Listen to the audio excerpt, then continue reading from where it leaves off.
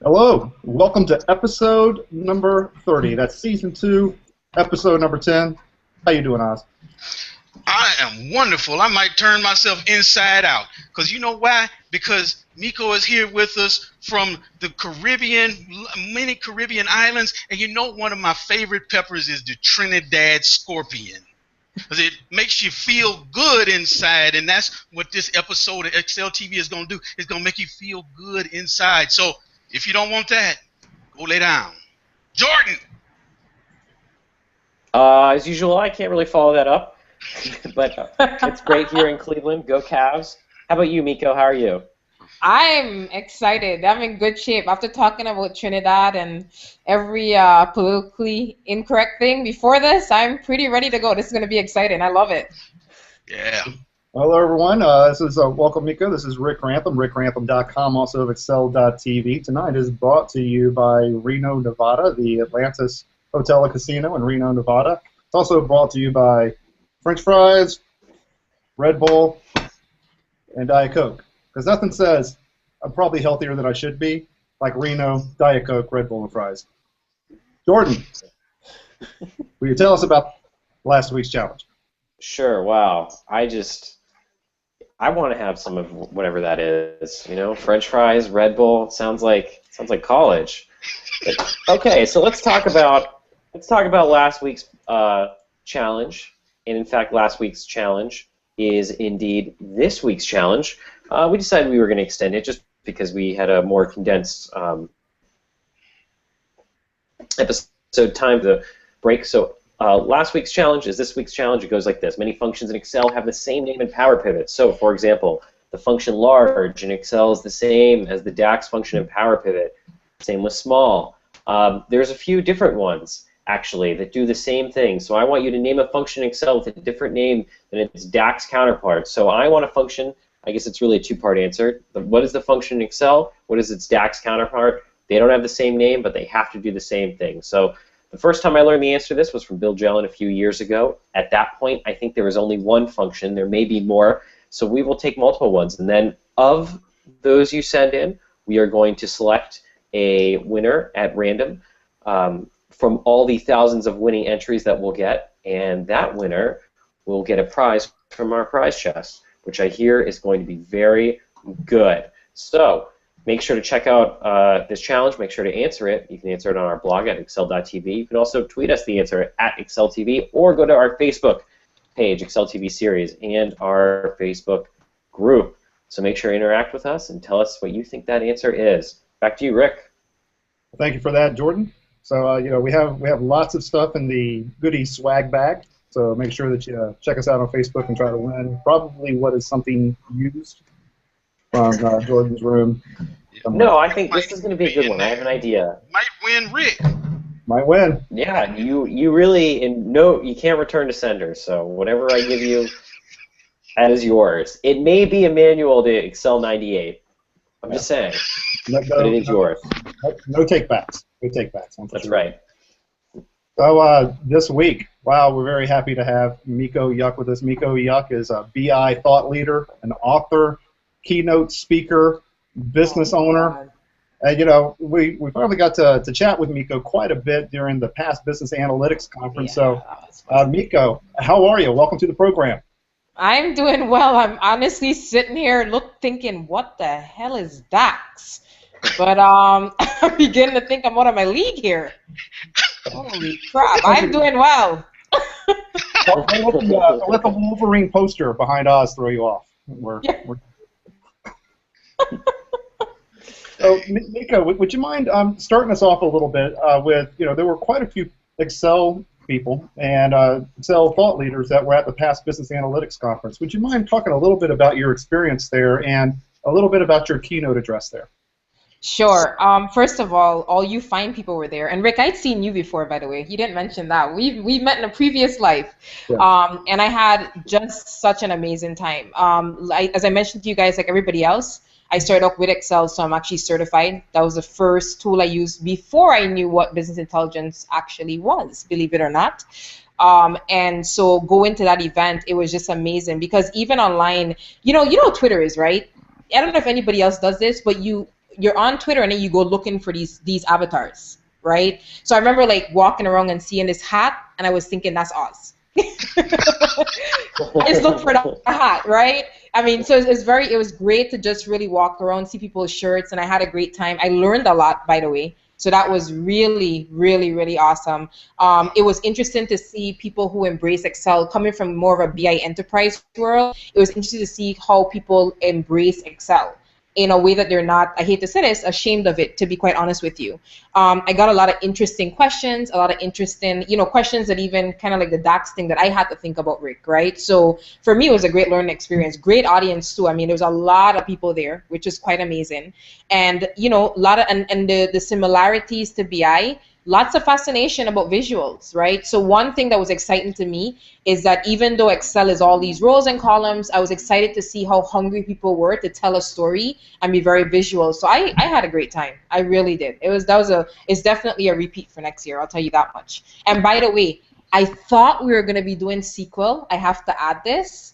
And I didn't see too much of that. And hopefully I don't offend anybody, but I was a little bit nervous at first because I was thinking, SQL, which I'm certified in. I'm like, haven't seen it in a while, but it was pretty exciting. I mean, people were talking about data visualizations and, like Shandu, right? Amazing functions, and it was good. It was really good. Wow. So first off, Mom, Mico said she knew me. Take a picture of that, so that's about Mom. Mico, would you mind talking a little bit about BI Brains and what that is and your role there? Sure. So BI Brains is our company. We actually renamed our company back in January of this year, 2015. And so what we primarily do is we're primarily in the enterprise space. So we do a lot of SAP or business objects work. Though I have to admit we've done Tableau, ClickTech, and Excel. You don't get away from Excel, right? Everybody has a hidden Excel sheet underneath their desk. So we're constantly running into those. And so what we focus on is a little bit different, I feel, from a lot of other companies. Our main focus is user adoption. So we literally have the company model that we will do any and everything it takes to make sure that users use the tool.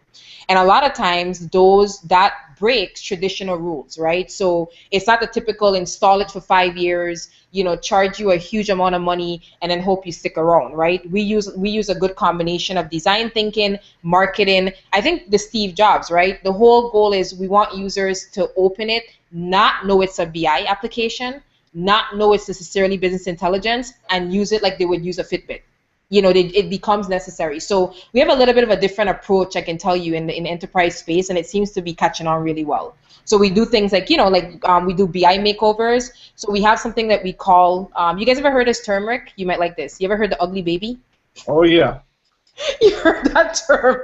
So we have the BI makeovers, right? When users come in, it's cute because when you do this data viz stuff, you guys are going to love this.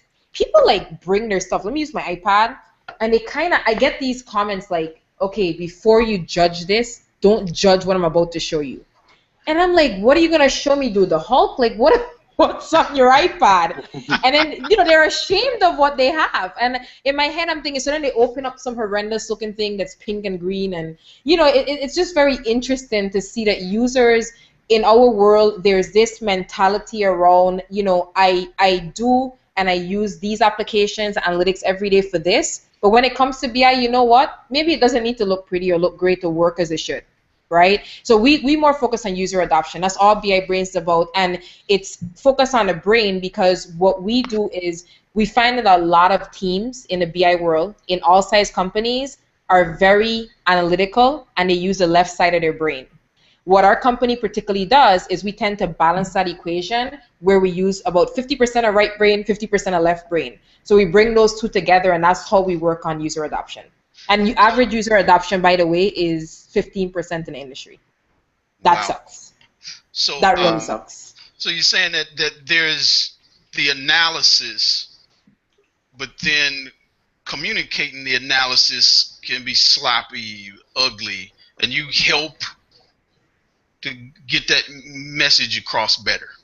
Yeah, so we are storytellers, right? Whatever your story is, because what we find again is that Steve Jobs changed the world with this, right? These iPads and these iPhones and these Androids and the HPs that look like Macs, everybody right now wants to be an Apple, right? That's the reality.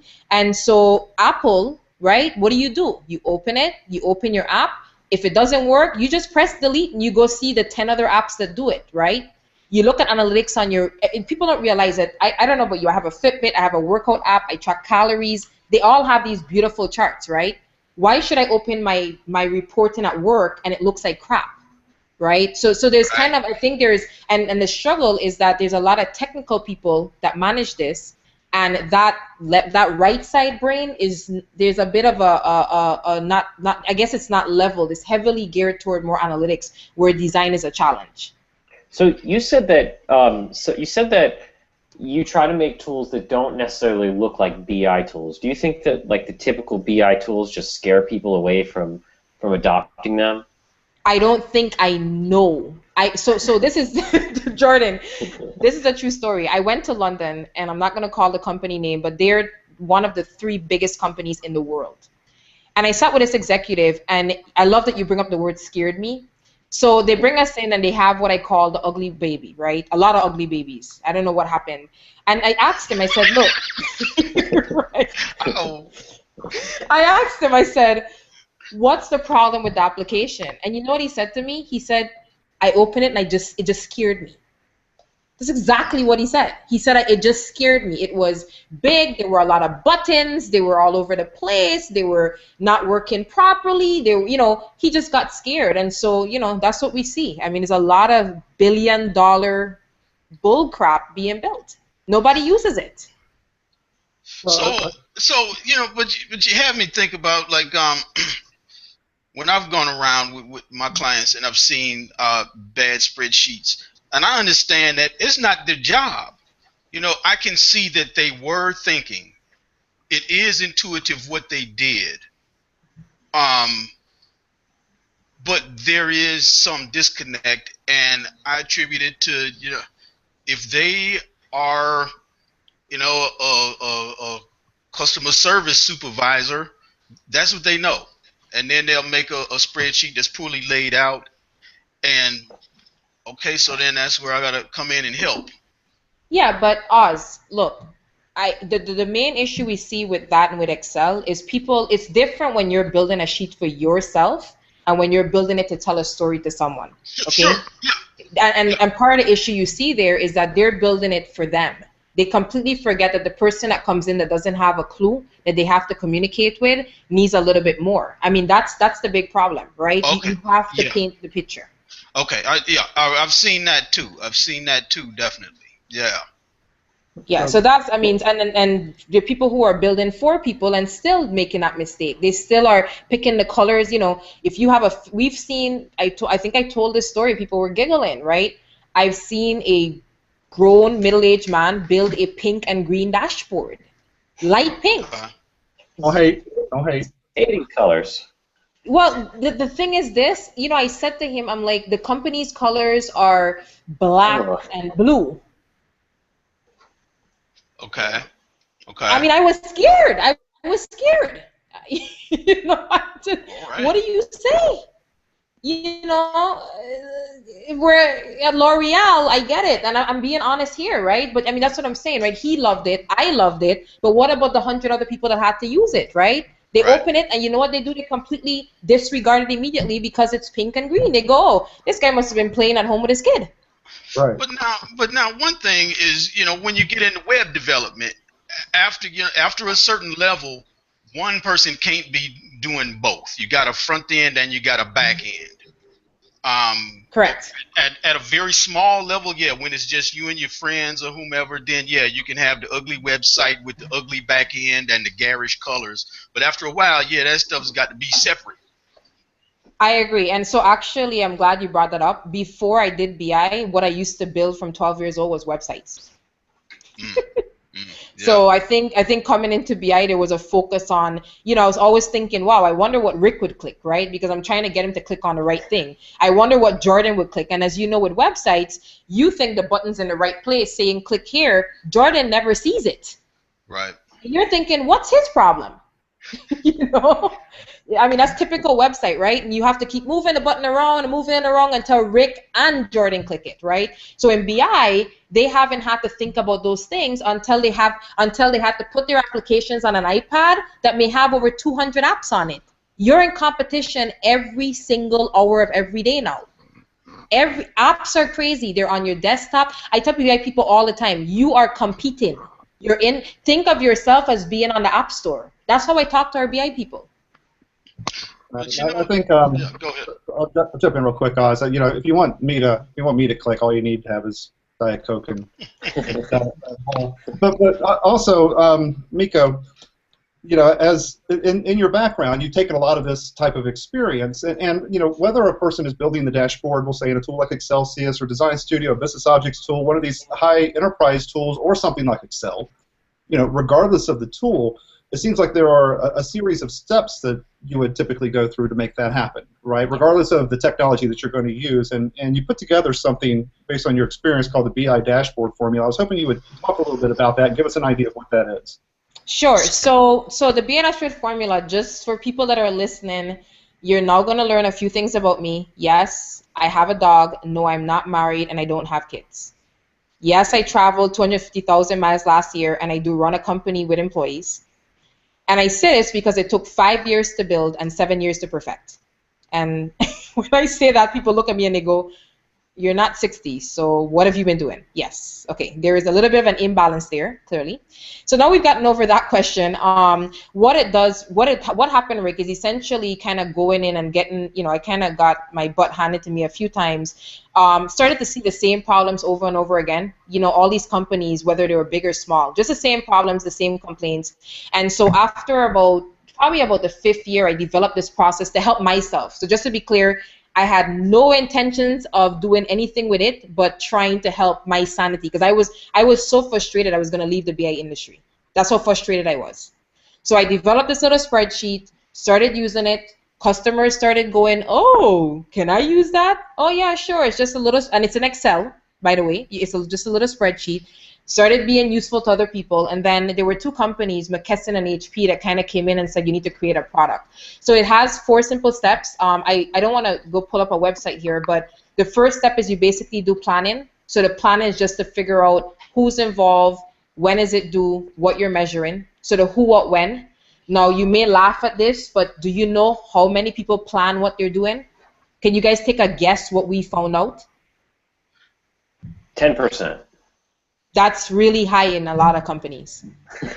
There's a lot of doers. People love to do.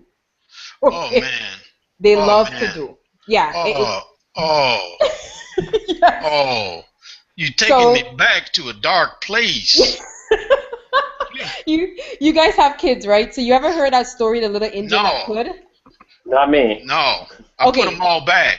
But you have heard the little engine that could, right? You guys know that story. Yeah. Okay. Yes. There's a lot of little engines that could.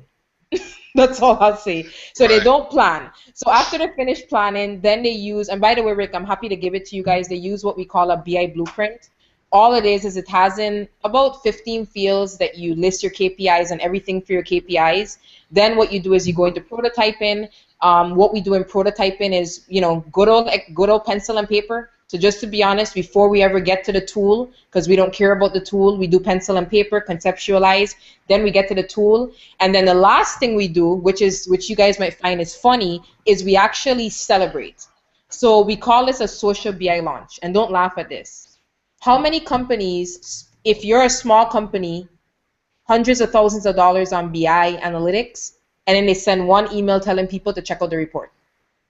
And then they wonder why no one has looked at it, right? So we looked at the progression of social media, and we decided, you know what? After all this work and money is spent, people need to celebrate what they've put forward. They need to get people excited. So we use that social BI launch as a user adoption technique. So that's the program. We simplified it. It's so simple sometimes that people underestimate it, but it works. I mean, we have somewhere up to 5,000 students. We have a couple hundred success stories all around the world, every size business. It just works. Wow. So can this tie back to when you mentioned the 15% adoption? Yeah. what is that? Cause there was a slide I think you did at past BAC that says something like 80% fail. So Yes, yeah, so Gartner. what is that? Can you say more about what is that solutions that fail at such a high rate? Yeah, I want to show it on the screen, but whenever I show it, people get like a shock. So I don't, I don't Let's want to. shock us, shock us. I don't want. No, the numbers look really bad, right? 97 billion spent on BI. 15 to 22% user adoption rate. I mean, Wow. it's yeah. 8 out of 10 projects fail. It's a little depressing. We probably drink some Diet Coke for us. We need a- But it's pretty bad. It's so bad. so this is what I thought about is being at a company and there's going to be, okay, you're going to get rid of this legacy system and we're going to consolidate all this data, and then 2 years passed when it was supposed to have been done, and I don't know how many $1 million we have this mandatory call saying no more, Yeah, no more. just If you tired. had meetings this afternoon, there is no meeting. Some Yeah, of you will be laid off, some of you will be reabsorbed into the company, but no more. that's right. Yeah, And well, we call it the never-ending BI project, right? So wow. in the enterprise world, we refer to that as agile. As what? Agile. Wait, you Agile. refer to the never-ending Agile. BI project as Agile? We Wow. do. Wow. Ooh, man, Wow. there are going to be some Scrum Masters. My father-in-law is a Scrum Master. I'm going to have to tell him you said that. But No. You see, know but what? I got it from a CFO. I got it from two very big CFOs. They said, wow. "Oh, you're doing agile? You mean it's never going to end? No, thank you." Right. Right. Ah. Well, that's So that's probably the truth that they can't accept. but Yeah. what is going on? At least what I heard, I heard different versions of what went wrong. Like one department doesn't want to sign off because it works for your department and sucks for everybody else, and Yeah. that person is not going to go off into the future as the one who signed off on it. And then there is all the ad hoc reports, all these reports that never could get right. Yeah, but I mean, there's a lot of problems, right? So first it Okay. starts with data, who owns the data. We all know data hoarders. You guys ever watch the show Hoarders, by the way? Oh yeah. Yeah, I saw animal hoarders last night. I was gonna write them and say, can you feature data hoarders? Because there's a lot of those available. I mean, they're hiding databases at home. Jordan, you look like you're a culprit. Do you have a database underneath your desk? I saw you look Uh, underneath your desk. yes, that's right. I do. It's all paper. It's It's all, see, just there we go. Whether it's paper and that's I'm right. guilty, right? So I walk around, don't laugh, but I don't think I'm the only one. Come on, I walk around with this little guy here, and I kind of like him. But anybody else have a 2 terabyte gig drive in their bag? Because I have one. I At, used at to. I used to home have I a do, half a but gig. not in Yeah, my bag. yeah. Half a I terabyte. mean, we love data, and I put mines Wow. in 5 different locations. But data hoarders are the problem, right? So we have people that hide data. They don't want to include data. They build a bunch of reports for everything. But I don't know. I think the biggest problem is a lot of people don't want to change, guys. I mean, I'm gonna be honest with you. I think Wow. there's gonna be a clash of generations. Think about our kids. They grew up on iPad. They don't even write Man. full words. Oh You guys know yeah. that shorthand is a language in teen world. Have you guys read blogs recently? No, well, don't read mine. I can't spell, but I mean, the grammar is completely gone, Oh yeah, yeah, yeah. But I right? think I think I think part of it is living in this beta world where, because see, when you mention apps, I cringe because I have had to resist more and more apps because that's something that's got to update and something that could potentially have conflict with other things, and I don't use an app unless I need it. So all these nice to have things, no, because I Okay. find it disruptive to me. But how many apps do you currently have that are necessary? Well, no, no, no, no. I get where you might be trying to go here, but things like something to pick out the song on the radio, No, no, that no. I don't. What's the count? So in terms of necessary, what's the count? Do you have 20, 30? What do you count as vital? Because I know you got more than 5. Well, sure. And there's a whole spectrum. There's a whole spectrum between, absolutely dire and a whole bunch of frill. Whole spectrum in there. Yes, I have some things for fun, definitely, but I am also wary. Okay, but Oz, we're issuing a new generation of people that only know the App Store Sure, and phone. sure, That's sure, all they know. sure, sure, Right? And sure. those, and if I always tell people, I say, if you think that we're being challenged by the people in corporate or in businesses that don't want to change, get ready for the next generation where they're like, wait a minute, I clicked in 1 second, it didn't open, I'm out of here. Your app must be broken. They don't know, the color wheel of death, the spinning wheel of death, that doesn't exist in their world. It simply doesn't exist, right? These long texts that we write, we still write the word with. They speak in shorthand, right? So, I mean, when we look at building items, I just tell people you got to build for the future, right? You got to think through. But there are a lot of people who don't want to change, and I don't think they're going to be around very long. Okay. That's the reality. I mean, I don't know, remember, I didn't say this during the keynote, but we have worked with a ton of users. And do you know when we ask people to help us explain what a graph is showing, there are people with 20 years experience that can't tell you what's on a waterfall chart?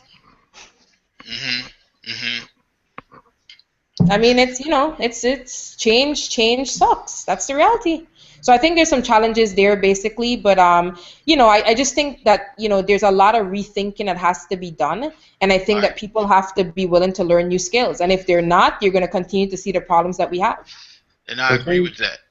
I agree. So change does suck, and so we're going to change this over to talk about the next topic, and we'll see how everybody reacts. Jordan, would you mind taking it away with the topic of the week?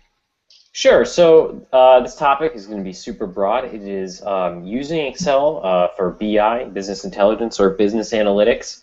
I think there's just a lot of different feelings on that. So I'm actually going to let anyone who wants to jump in on that, and then I'll follow up. So, Rick, you're a business intelligence guy. I said I'll let anyone, but I'm just going to ask you, Rick. What do you think about using Excel for business intelligence? Shortfalls, stories. Sure. What's your first feeling? My first, and we've talked about this quite a bit on the show, is that if you want to, we'll talk about how adoption of BI systems, particularly enterprise systems, is dismal. And in my opinion, they tend to be dismal because IT wants as much control as they could possibly have, not only of the data sets, but also of anything that is developed. They want to kind of create, and everything's got to go through them. And what I have found is and as a result of doing that, they make the average analyst out in the business their enemy. And that average analyst out there in the business is the person who actually controls the relationship with the executive, right? So they're actually, because they're hoarding data, because they're hoarding that information, because IT is doing that, they actually create their own demise within a BI deployment.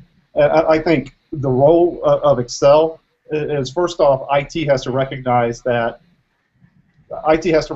they need to, their job is to empower the analyst as much as possible, and those analysts are in Excel. So to the extent you can roll out either an ad hoc tool or anything that gets information into Excel, whether that's an Excel add-in, any analysis for Office sort of add-ins, or anything that gets data to the analyst better, quicker, faster, access to more data, better security, or anything that's 50% better than they're doing today, is the way to help ensure that you're going to maximize your investment in BI. So for me, a rolling out Excel or any sort of kind of ad hoc tool is the very first thing I do, the very first thing I recommend.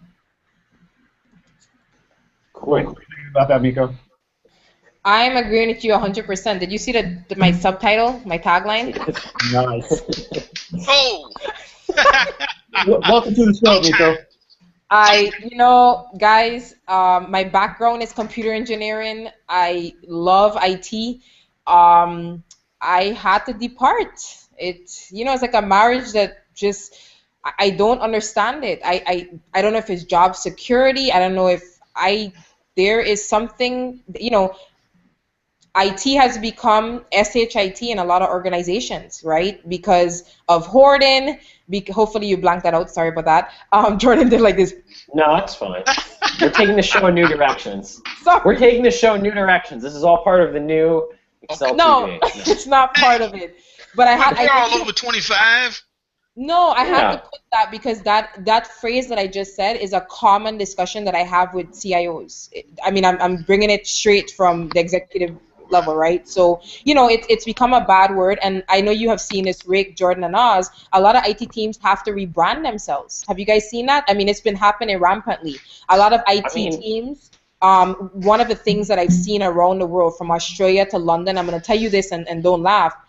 We have people that come to our class, right? And when they come to our class, especially developers, you know what class is, right? You put 30 people in a class, half of them or less are going to really click. So we always have what I call the wonders, right? So those are the 2% whose minds just switch and they go, holy crap, I don't want to be IT anymore. And you come back, and I've been around the world from Australia to Europe to South Africa, and you know where they end up working? They end up going straight from IT to work for the CFO. Directly for the CFO. So when we find them, I go, what are you doing now? Oh, I'm good. I do all the CFO reports. And I go, what happened? I simply gave him what he wanted. I don't know. Yeah, so Rick, I'm 100% on board. I don't know what the mentality is with IT. I can tell you this. Do you know I've prayed for IT? You prayed? Oh man. I mean, I have so don't laugh at this. You guys know when they go to funerals, we say, beloved, we're gathered here together. I've sat in IT teams and I said it. I said, look, the reason I'm saying this at the beginning of this, before we start, is that if we don't fix this, we're going to get shot.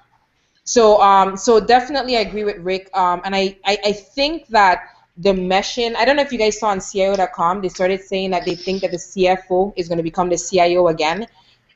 This sounds really bad, but I actually think that might help a lot, because I don't know where the balance comes in. There's either over the top technical, I'm going to hoard the data, or there's over the top super user business where I'm going to take the data and I'm going to keep it to myself. Where's the middle ground? Wow. Right. Wow. So it's interesting you say that, because when I started doing what I was doing, I probably would have said I was an IT professional. Not a whole lot has changed, except that I will never say that. And it's funny because I don't know if I've met a business intelligence person who's like, oh, I love IT. I have a great partnership in this organization with IT. No one, because here's the thing, because I've just noticed this. There's always this constant battle now between everyone in IT, and even IT people are like, yeah, sorry. Like, it's almost like they've accepted how terrible it's become, and they'll complain about IT. I mean, I know this is sort of jumping in a slightly different direction, but what sort of happened to IT that made, and I know that something happened. That's why ad hoc spreadsheets on your desk are taking off, because people don't trust IT anymore. What does everyone think happened? I can tell you. I was going to say. No, I was just going to give you one word answer, and then I'll pitch it over to Oz. I think IT stopped evolving. I think people learn one tool and they never do anything else. That's my opinion. Wow. I don't know. I'm back into this, from last episode of envisioning this romantic post-apocalyptic world where I was one guy in a cube solving all these problems because IT couldn't move fast enough. I couldn't get the ad hoc reports I wanted or whatever. And I had a business analyst who could give me data dumps. There was another guy who taught me how to write half-assed queries in the database, and then somebody else would wonder how I got permissions to do it. But I was the guy with the machete out in the post-apocalyptic rubble, going and getting shit, going and getting more canned food for the 3 people who were about to starve to death. And IT, they did what they were doing, and I did what I had to do in Excel. And and I keep thinking about the people that got up and left my session when I said I don't know SQL, I don't know enterprise solutions, even though I was in an enterprise for 7 years. Yeah, but I dealt with the person who calls up and said, "You people did it again." Well, her problem is too small for IT. Oz had to handle it. Oz had to go get his machete and go back out into the rubble and fix this stuff. Yeah. And that's where it was exciting to have access to Excel and to at least be able to get a data dump. And in the book I'm writing now, I'm saying if you can work with a data dump, you got some power. If you got to wait for somebody to make you a report, Lord, Lord, Lord. Yeah, you're in trouble. You need somebody to pray for you, because what happens there is you get a report. Say if you are looking at trying to figure out what happened to some orders that never showed up for the customers, and then you get a report. There's no transparency there, and you don't know what's going on, what's a refund or what was in it. But if you can get the data dump and massage that sucker, whoo, now you are ready to be a runner in the post-apocalyptic world called enterprise data. Here's the thing, and so I agree with you. And here's the thing in my mind: if you look at kind of business intelligence and how IT has needed to hoard the data, and I think to some extent they do that because, first off, they don't know any better, right? And number two, they don't see a risk with doing that, right? And here's where I see things, as I've seen things evolve over the last few years. I've seen more and more operations groups, or people out in operations, go the subscription model. Yeah. If they can go and they can work something into their operations budgets, Yeah. and do that for a small dollar amount per month, and work that into their budget, then they can completely get around IT, fund it themselves, and at that point you're really enabling your Excel analyst. So I mean, there's a real risk here for IT, not only from the subscription model, but from open source and from other things that there is a risk now. There is a way around them. Well, I have a question for you guys, all of you. What's more dangerous, an IT person with all the data with no business knowledge, or a business person with all the data with no IT knowledge? Oh man, I would say the IT without the business knowledge. Yeah, IT without the business knowledge. I would say. Because that's what I say. Because my first hard task that I had to do, my 3 days of filtering and sorting and manually coloring cells. But it was right because I understood the business. Yeah. And yes, it took 3 days. Now it might take me 2 hours, but back then, 3 days of hard, grueling work. So do you guys want to hear something interesting? Some of the top companies in the world that have the best BI managers, they're all former financial departments. Mm-hmm. And the cutest part is that we don't find that out until way after. I don't want to call company names, but some of the most progressive IT departments in the world, the head of the BI is a previous finance manager. It's a trend that we're seeing over and over again. And I think this makes sense. Yeah, and I only say that, and it pisses people off, so I don't want to piss anybody off, but I always tell them, right, if I go in, because we do a lot of trainings, right, so we dig into people's souls about what their paradigms. If I had to take a business person and give them some technical knowledge and send them off, I would do it any day over having to take an IT person and trying to teach them the business.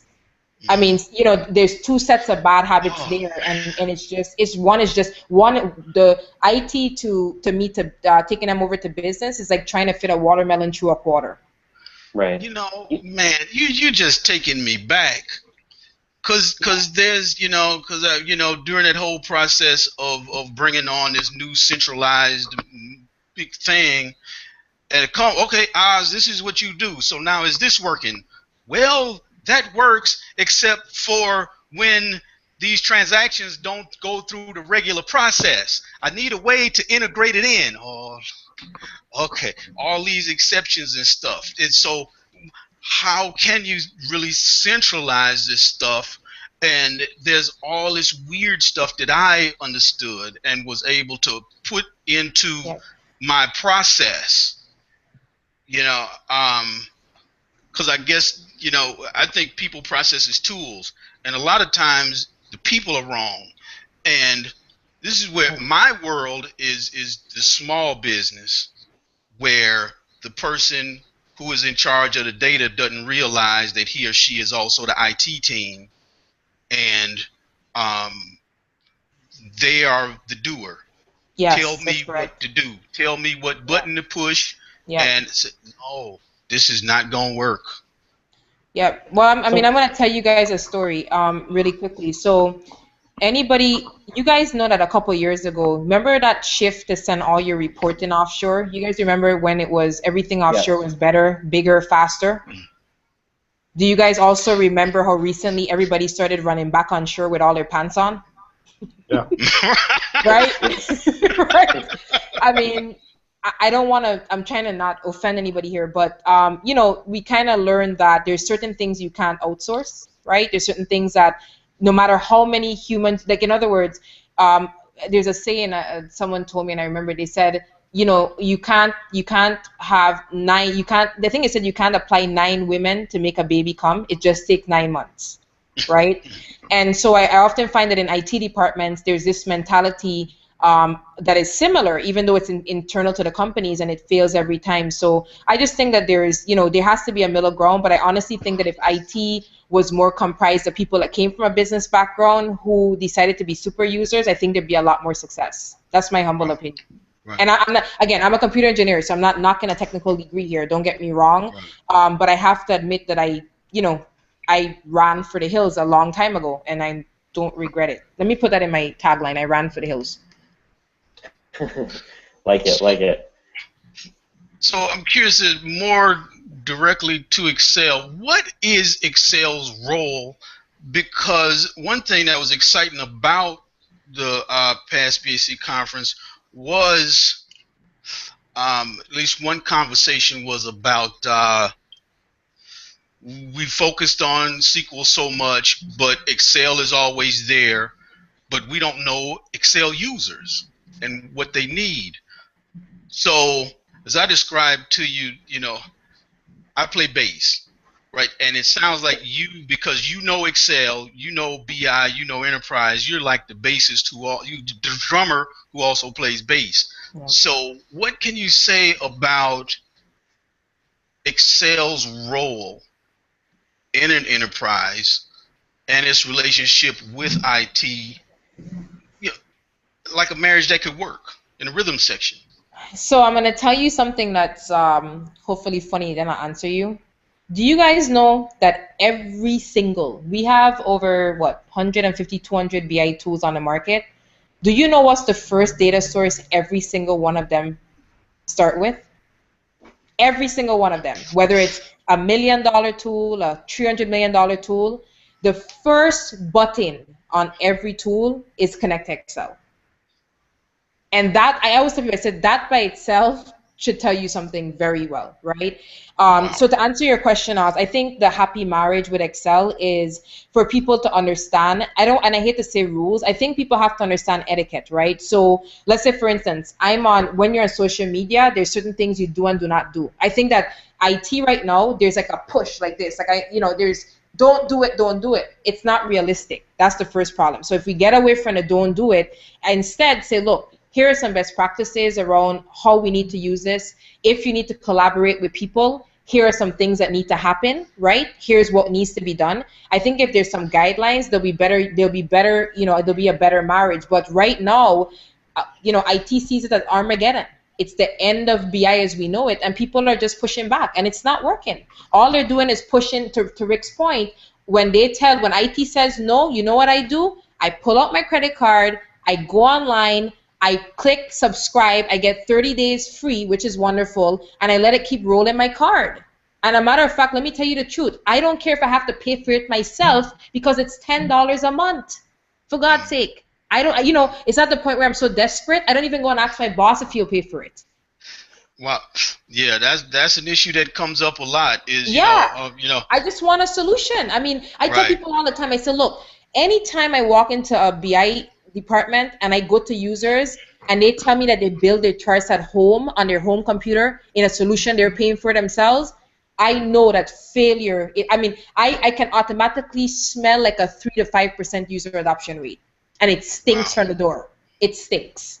So so I think that there has to be a mentality around how can I help you where you are? How can I support what you're using? I'll take a look at what you're doing, and then I'll try to figure out how I can make your life easier. That's the approach. And what does that mean? If Jordan is my user, he has this complex spreadsheet. If I see an opportunity to automate a part of it, let me approach him. I'm not trying to take a sheet. I'm going, hey Jordan, you're updating that every month, aren't you? Yeah, I am. How long is that taking? Well, Mico, I press it, I go to lunch, I come back, it's not done, so I do it every Friday night, ready for Monday.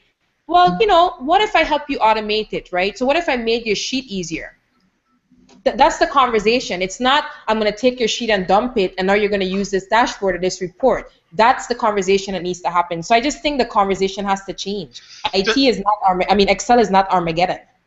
So what about issues of accountability? And Oz is sitting in his cube doing his stuff in Excel, and we've empowered him to do it, but his analysis is wrong. His cells are missing, his formulas are missing cells that they should be capturing.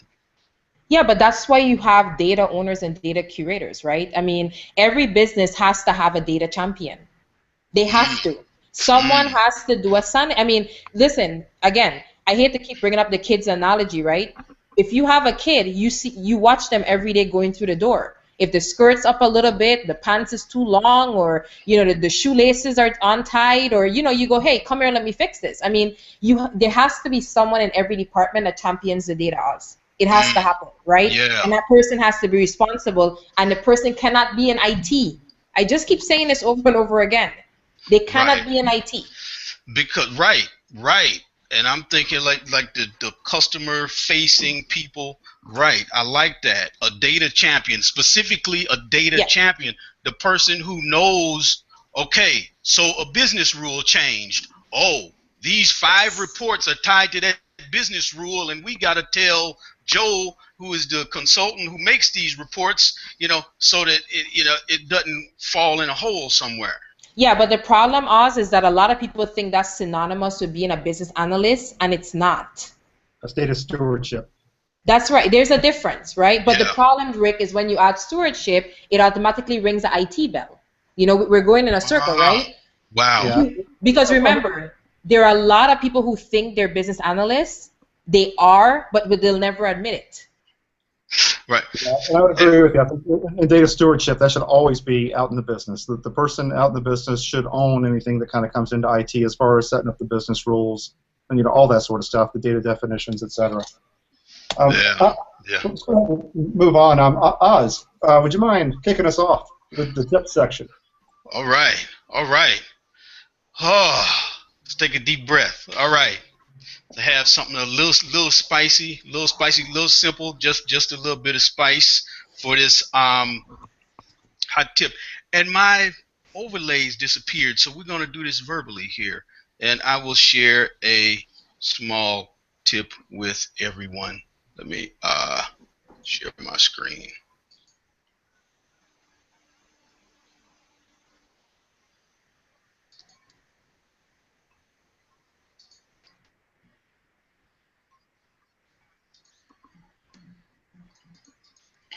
I was going to say, you got to make that bigger. Okay, good. Okay. All right. So I was in a jazz ensemble, and there were 6 instruments. So let's say it was drums, bass, keys, guitar 1, guitar 2, and saxophone. All right. And everybody's playing all the time. So the director, he got upset. Said, wait, dude, all of you don't have to play all the time. How many duos, how many trios, how many quartets do you have in this room of 6 people? And so that's what I thought about here. Using this factorial, right? So here, and I'm going to show you something else too. I'm going to ink All right, so let's see. Grab my pen. That's my color. Do that. I'll make it. Okay, so the formula is N.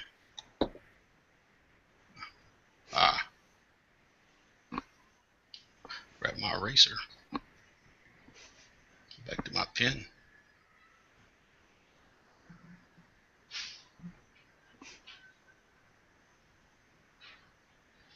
I'm definitely going back to school.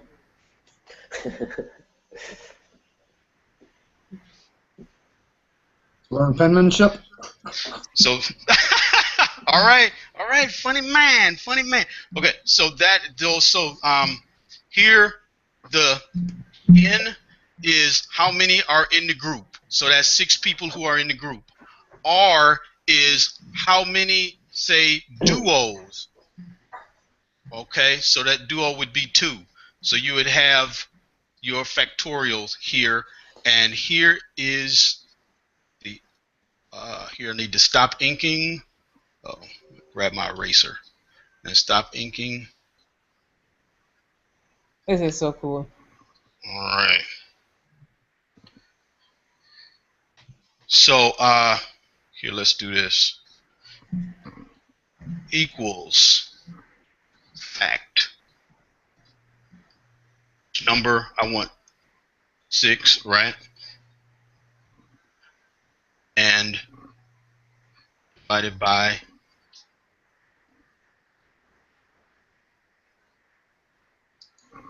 minus this 2.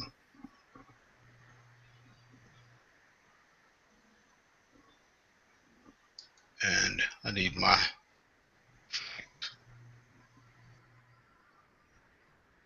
times 2 times 2.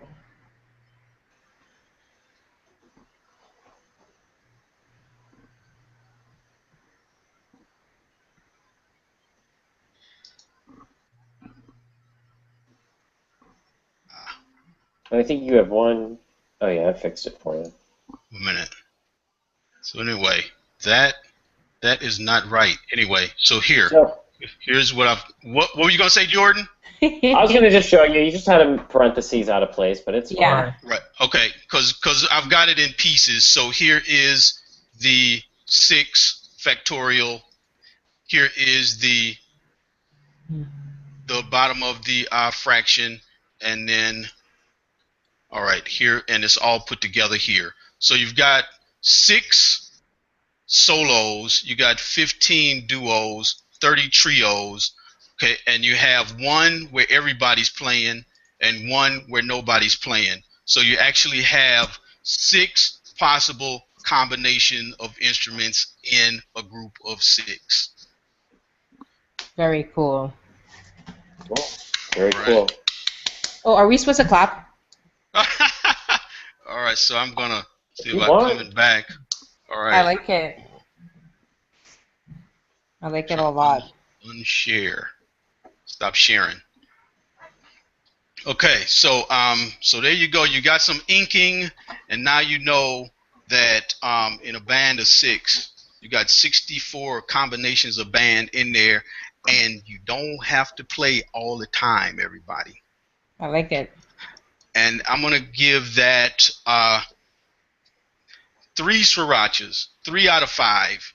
Because not everybody is going to need factorials, but it's the thought process down in there. You know, Oz, I didn't even know that was possible. You didn't? I didn't even know fact was a function, so that's awesome. All right. That is awesome. Yeah. Jordan, you had a tip as well?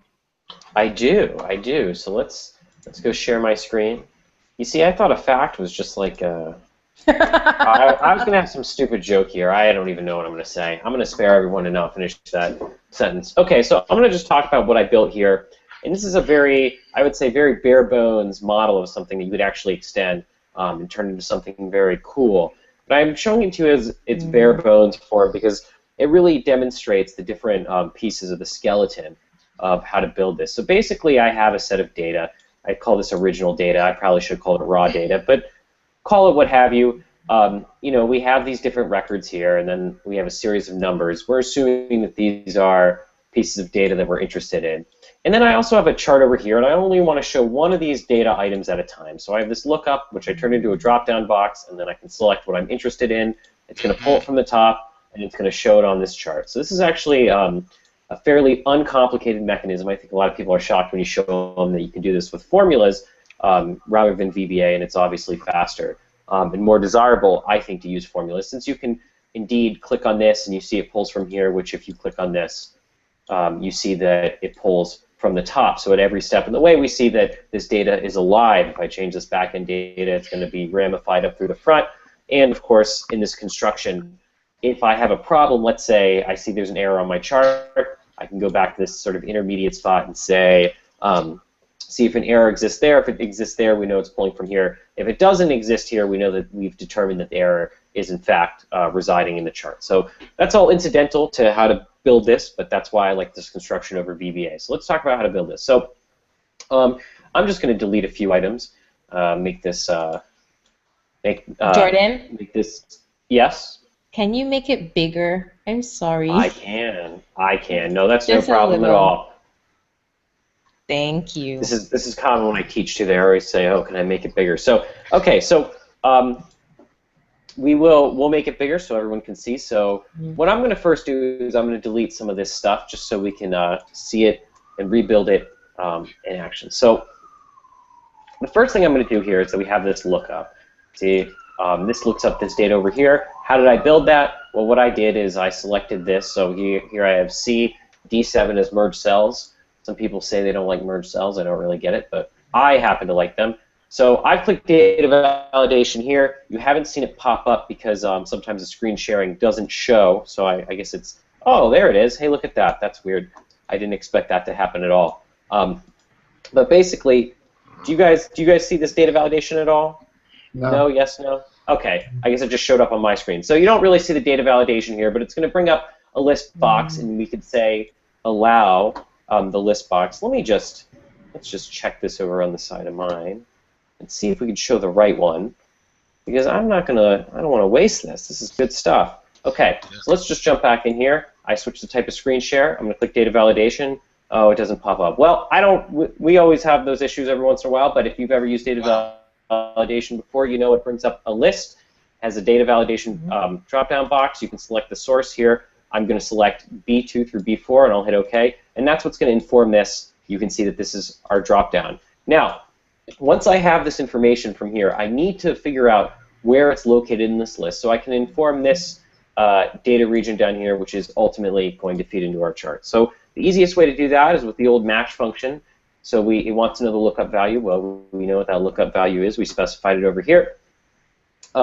We're going to find out where it is, so we want to know where it is within this region here. So that's our lookup array, and we're going to set the match type to 0 because we want it to be an exact match. And in fact, we can see, just because it's always good to test, that this does indeed work. So now over on our output, what I'm going to do here is I know the name of the series is always going to be my lookup, so I'll hit equals here. I'll select city 17. Sounds very safe as a city. I guess you could live there if you'd like. We're going to select that. Now we need to figure out what data comes after that. Now there's many ways to do this. You can use VLOOKUP, you can use offset, offset being probably the most popular one, but I'm going to use index here because I really like index. So the way index works is you supply it an array. I'm going to do that right here. I'm going to hit F4 to lock it in because it's always a good idea to lock things in.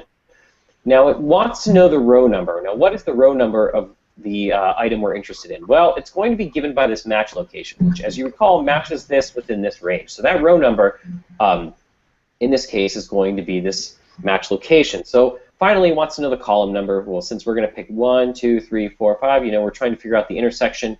So this is row 2, item 1. We'll just select this here because I've already put this 1 through 9 up here, and that'll pull the data accordingly. So before we close out that parenthesis, what we need to do is lock this into place. Otherwise, if I dragged, it wouldn't show up correctly. So I'm going to hit Enter here. I'm going to drag across. Ignore this chart over here on the right for a moment. We'll get to that. But I just want to show you that I've selected City 17. Here it says 674. Come up here, 6744. We see that the data is, in fact, aligned. So we do know that this is pulling the right data. We can see it doing that here. Now, all we need to do here is feed this information into a chart. Now, I already have that set up, but let's assume that we don't have it set up because that's, sometimes it's more fun not to have things set up. So I'm going to right-click, as I've done here. I'll click Select Data. You can't see the drop-down or the dialog box because sometimes Google does that, but it's not too hard. There's a box on the left that says Add. We're going to add the series values, which are going to be these items right here, which we've already dealt with. We'll hit OK. I'll hit OK again, and you can see that this chart has been made. Now, let's say you have a chart title here, and it isn't set like the one I have here. I'm just going to hit delete on that. So now it just says Region A, and if I change it, it shouldn't change with it. We can see this. Oh, I guess it did change. Well, I didn't delete it entirely, but I'll show you how to do this because this, as you might recall, when Minda Tracy was on, she clicked on that title, and then you can set that title equal to any cell. So I'll hit Enter here. So here it's equal to Mars, City 17, Region A. Now, if you come from a default chart, you're going to have to do that. So this is how to create a lookup type pattern on your spreadsheet or your dashboard. So let me jump back. I feel like I went through that very quickly. A lot of dumb jokes. Thank you. Very cool. All right. So I will give that 4 srirachas because it's huh? Only no, I'm fine with 4. 4 is fine. Okay, all right, yeah. You're fine with that. Doesn't sound like you're fine with that. No, it doesn't. It sounds like you want to give me a knuckle sandwich. I'll just remember 4 srirachas, all right? I'm just going to remember that. You put 4 srirachas, I'll remember. Well, we'll see. Okay, all right. Well, see it as a way of keeping things concise, keeping things clean, and a big thing that I sometimes ask people when they've got so much data: do you need this hanging out all the time? No, or do you want to see what you want to see when you want to see it? Okay, so then they make a decision. Okay, no, I don't need all this hanging out all the time. So that is really good, really useful. All right. So thank you for that. I like it. That was good stuff. So we're going to move on to the What's Up section. So what's happening in your neck of the woods? And you can tell we're in the What's Up section because we've moved on to the Diet Red Bull. And so it's Diet Red Bull, like the What's Up section of our program. So what's happening out in the Excel world? One moment, I'll share my screen.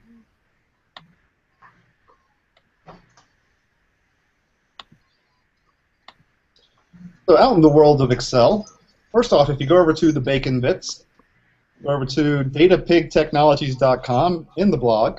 Oh my gosh. You'll see Understanding Office 365 plans. So you'll see Mr. Michael Alexander out there has put quite a bit of... oh, thank God. He's done all the dirty work for you. Do you guys know Mike? Do you guys know Mike? I haven't met him, but he's a good guy. Me and him are very, very close. We go very way back. He's amazing. Okay. It's very cool. Very cool. Tell us a Mike Alexander story. Mike is crazy. Me and him used to do trainings in Dallas together, and he is one smart son of a guy. That's all I'll say. He is absolutely genius, brilliant, and he has a very interesting sense of humor, and he never managed to. I think I learned more in Excel from him than I have from anybody else. He is amazing. Wow. Yeah. So also, in addition to the Understanding the Office 365, you can go over to the Bacon Bits blog to take a look at that. Also, the Model Off site, modeloff/meetups. So if you are a person out there in Singapore, then hey, on Tuesday, June 9th, there is a meetup. Bangalore, are you out there in India? On June 10th, there's a meetup. So if you go over here to this /meetup, and remember this is for the Financial Modeling World Championship, there's quite a few meetups happening around the globe, even out here in Australia, so take a look at that as well. Also, I'd like to bring your attention to Trump Excel. This came out, gosh, I want to say almost a month ago, where Mr. Trump Excel put together a Game of Thrones visualization in Excel. So he has a dashboard out there where you can actually download the dashboard. See Mr. Eddard Stark there, but a pretty cool visualization here, and he walks you through how he did it and the ability to download the entire dashboard. So that's pretty cool as well. And then lastly, Excel guides. This was offered by the Excel group. So this is at officeignite.com. Guides.officeignite.com. There are Excel guides out there, and you'll see quite a few of these are around Power Pivot. So here you got Power Pivot, a full way to actually walk through and a guide on how to use. Here's one on Power View, Power Map, Power Pivot, Power Query. So there's just quite a bit of stuff out there. I encourage everybody to go out there and take a look. Oops. Nice. So, Mico, also, I believe you had some news as well, or at least things that might be happening over with you. I do. Actually, a lot of them are outside of the U.S., though. So I don't feel too bad when I saw the Sydney and the Hong Kongs and all that good stuff. So for those of you who are going to be in the California area, the page is not up yet. September 2nd, I'm actually doing a very special training in California. That is going to be up. That's TDWI, so the Data Warehouse Institute. I'll be doing a keynote in Zurich. I do that every year. That's September 15th. Very interesting Swiss-German audience. Then I also personally have a few trainings. I'm launching a what I call a big data visualization webinar. That link is actually going to be live tomorrow, so I'll send you over that link to include somewhere. I don't have the pages up as yet. Please don't ask why. And then I think I have 2 other keynotes. I typically do Australia and Montreal. So quite a few things going on. Quite a few free webinars coming. I'll give you the link to the free webinar. We tend to get anywhere from 1,000 to 1,500 people on there. So I'll invite everybody to come. I'm going to teach people a little bit about creating actionable KPIs, how to make things pretty, for lack of a better word, and then how to make sure that people use them. So I'll make sure and give you that link. And the page is not up as yet, but I'll send the link. Great. So thank you so much for that, gosh. It seems like there's a lot, and Yeah. also, where can you find us? That's where we're moving on to next. Gosh, we're all over the place. But in addition to that, we're also on LinkedIn. I'd like to share that with you. Over in LinkedIn, do a quick screen share here.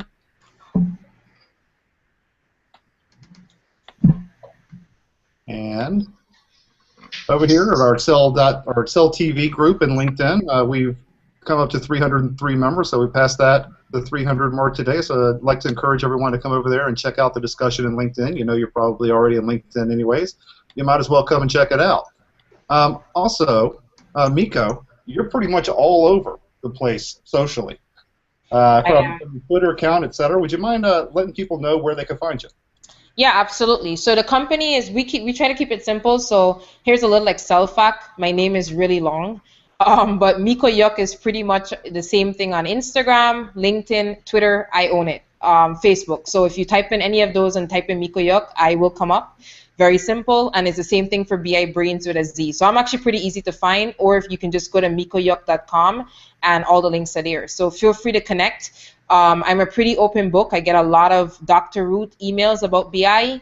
Feel free to add to the pile. I'm willing to hear. I do get on calls to hear them as well, and I'll help in any way that I can.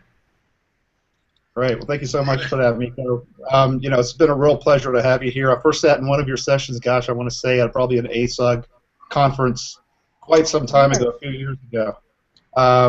So thank you so much for being on the show. It was a real pleasure to see you at the Past Business Analytics Conference. And although we didn't dive into it an awful lot, certainly we'd like to have you back at some time, possibly to dive into your business a little bit more. Exactly Sure. How did all that come about? And there's a lot of people who watch the show who are building out their own blogs. So certainly we've enjoyed the conversation. We'd like to have you on again sometime. Absolutely, and be happy to share everything, including all our stats and stuff. Be my pleasure. Sounds great. So this is we're with Mico Yuk, BI thought leader, author, keynote speaker, business owner, extraordinaire, all the way from Atlanta. So thank you so much for joining us, Mico. And until next time, gosh, we're closing out the quarter. So we're not going to be back until the beginning of July. Oh, I like this. Hold on. 1 minute.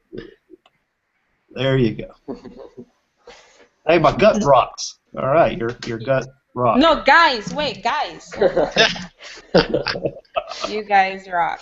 There we go. Hopefully you got it. Thank you. You guys are awesome. I truly have to say I enjoy this a lot, and I've learned a lot. I'm like here writing down fact and docs, and yeah, I'm out of my league here, but I loved every minute of it. Beautiful. Factorials and Great. all kinds of stuff. Yeah, it's So, awesome. So until next time, this is Rick Grantham along with Jordan Goldmeier and Ad du Soleil reminding you to keep on excelling. We'll see you next time. All right.